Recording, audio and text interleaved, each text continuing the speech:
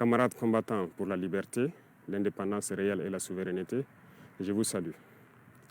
C'est avec immense plaisir et un sentiment de reconnaissance envers vous, mes compatriotes, que je prends la parole aujourd'hui, la veille de la fête nationale de notre chère patrie.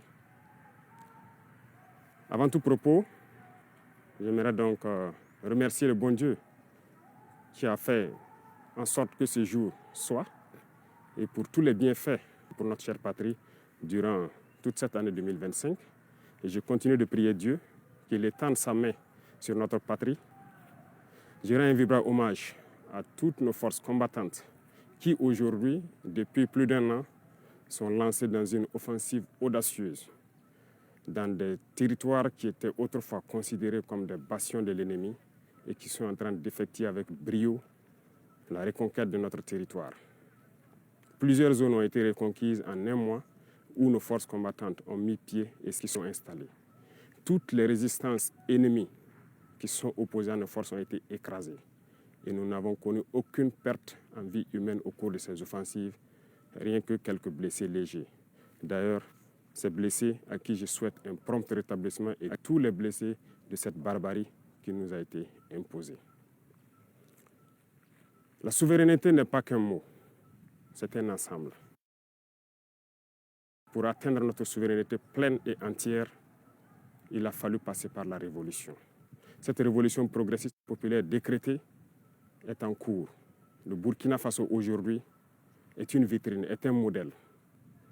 Nous sommes observés, les gens nous suivent et nous n'avons pas le choix que de réussir.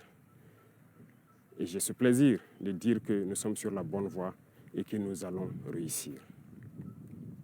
C'est pourquoi tous ceux qui se battent pour atteindre cette souveraineté, cette indépendance réelle, je les exhorte à continuer le combat. Et tous ceux qui étaient encore dans le doute doivent rejoindre le bateau et pouvoir conjuguer ensemble nos efforts. Tous ceux qui communiquent pour éveiller les consciences de nos populations doivent encore amplifier la communication, intensifier, redoubler d'efforts. Des exemples nous sont donnés à travers le monde, à travers l'Afrique.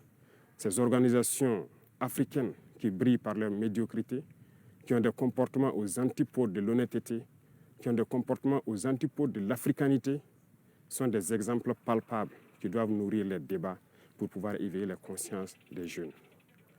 À tous ces opérateurs économiques qui avaient l'habitude, depuis des décennies, d'exporter nos matières premières et de réimporter des matières finies, je les exhorte à changer de logiciel, à comprendre qu'il faut industrialiser notre patrie. C'est là la souveraineté. Ça créera de l'emploi et ça nous permettra de transformer nos matières premières et maintenant devenir exportateurs des produits finis. À tous ces enseignants, ces braves enseignants à qui je tire mon chapeau, qui se battent corps et âme pour transformer les tout-petits, les rendre plus patriotes, plus civiques, les rendre révolutionnaires dans l'âme, je vous exhorte à continuer ce travail parce que c'est par eux que nous pourrons maintenir le flambeau de notre patrie. À tous ces acteurs du monde de la santé qui font des prouesses aujourd'hui, qui hier nous croyions impossibles au Burkina Faso, je vous exhorte à continuer de vous battre. Nous serons de votre côté, nous allons vous appuyer autant que possible en matériel, en logistique, pour que vous continuiez à exprimer votre talent, à faire en sorte que ce qui se fait ailleurs puisse se faire ici. Et à conjuguer vos efforts avec le monde des tradipraticiens, ceux-là qui utilisent nos plantes pour nous soigner, parce que la souveraineté, elle est aussi sanitaire. À tous ces acteurs du monde agricole qui ont compris le sens de notre combat, qui accompagnent dans l'offensive agro-pastorale, nous vous rassurons que nous ne ménagerons aucun effort pour que vous puissiez continuer à donner le meilleur de vous-même, pour que cette souveraineté alimentaire que nous souhaitons tant puisse être une réalité et pour toujours. Quiconque parle de souveraineté ne peut pas tendre la main pour continuer à demander à manger. Ça passe obligatoirement par là. Tous ceux qui se battent pour que nous puissions atteindre cette souveraineté sur tous les plans, pour que nous soyons réellement indépendants, je vous encourage à continuer le combat, à intensifier le combat, parce qu'il faut que nous allions vite et bien. Pourquoi je le dis? Il faut que nous allions vite et bien, parce que tout le monde nous regarde. Le monde entier regarde le Burkina, les Africains regardent le Burkina Faso, qui a dessiné un modèle. Et il faut que ce modèle puisse donc inspirer d'autres peuples à rejoindre le combat de la révolution pour que l'Afrique soit libre, digne et prospère. La majorité écrasante des peuples qui nous soutiennent prie pour que nous réussissions. Nous les remercions et nous leur disons de continuer à nous soutenir parce que ce combat que nous menons, ce n'est pas uniquement pour le Burkina Faso, c'est pour tous les peuples noirs. Cette minorité qui est encore perdue, égarée, qu'elle soit bien au sommet des États, ou bien ces populations qui n'ont pas encore compris, qui continuent à prier pour que nous échouons, nous leur disons merci parce que leur haine nous permet également de continuer le combat et d'aller de l'avant. Et j'espère qu'elles comprendront un jour revenir à la raison et pouvoir se débarrasser de ces gènes de l'esclavage qui les tiennent. Le combat contre l'impérialisme, le néocolonialisme et toutes ces manifestations se mènent tous les jours que Dieu fera.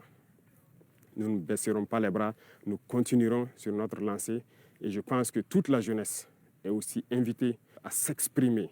Nous continuerons à les encourager pour que nous puissions atteindre nos objectifs parce que la souveraineté, l'indépendance, la liberté que nous voulons pour vivre en paix au Burkina Faso, c'est tout cela. Voilà pourquoi je dis que ce n'est pas qu'un simple mot, c'est un ensemble. Aujourd'hui, nous sommes fiers de dire que nous avons fait des progrès, tant sur le domaine industriel, industrie civile que militaire. Nous avons fait des progrès sur le domaine de la santé, nous avons fait des progrès sur le domaine des infrastructures, nous avons fait des progrès sur le domaine de la défense, de la reconquête. Ces criminels qui avaient occupé ces zones de notre patrie, croire que c'était leur sanctuaire, ont été délogés dans plusieurs zones, sont en train de fuir le Burkina Faso. Vous verrez certainement des images de leur fuite, mais nous leur disons qu'à présent, ils n'ont que deux choix. Fuir le Burkina Faso ou mourir, parce que les forces combattantes sont engagées dans cette offensive et ça va continuer. Nous allons poursuivre jusqu'aux limites de nos frontières et sécuriser le Burkina Faso pour que le Burkina Faso vive en paix, se développe, soit prospère, soit un modèle qui inspire les autres nations. Je vous souhaite une très bonne fête d'indépendance dans la sobriété, bien sûr, que ce soit une occasion de réflexion, de pouvoir discuter, d'échanger, de communier pour réfléchir à l'avenir de notre chère patrie et pour que le Burkina Faso soit un modèle. Je répète, le Burkina Faso doit être un modèle pour inspirer d'autres peuples. Vive le Burkina Faso, vive le pays des hommes intègres. Très bonne fête nationale à tout le monde. Je vous remercie. La patrie ou la mort, nous vaincrons.